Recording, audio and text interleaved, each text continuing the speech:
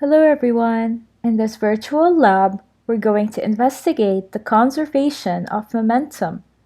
You have already seen a collision in which truck A of mass 1 kilogram, moving at a 4 meters per second velocity, collides with a stationary truck B of mass 1 kilograms.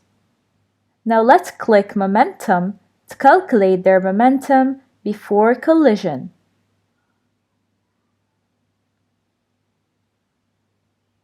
And let's click play to observe the collision, noting the values of momentum before and after collision. What is the total momentum before the collision?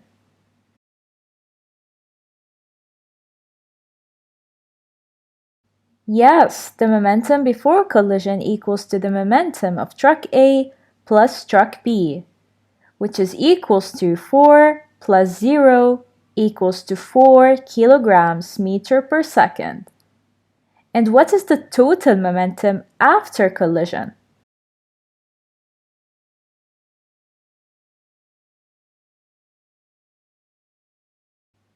True! The total momentum after collision equals to the momentum of truck A plus truck B, which is equals to 2 kilograms meter per second for truck A and 2 kilograms meter per second for truck B.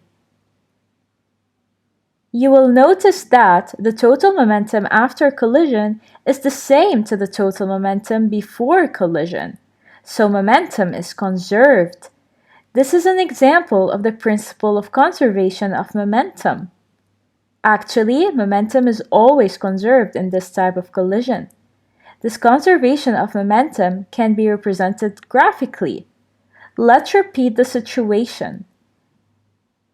And notice the graph of momentum with respect to time.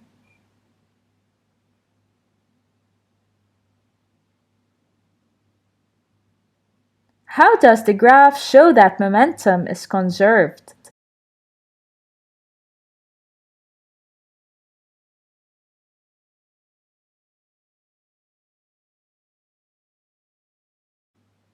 Here the red line represents the momentum of truck A, the blue line represents the momentum of truck B, and the total momentum is represented by a purple line.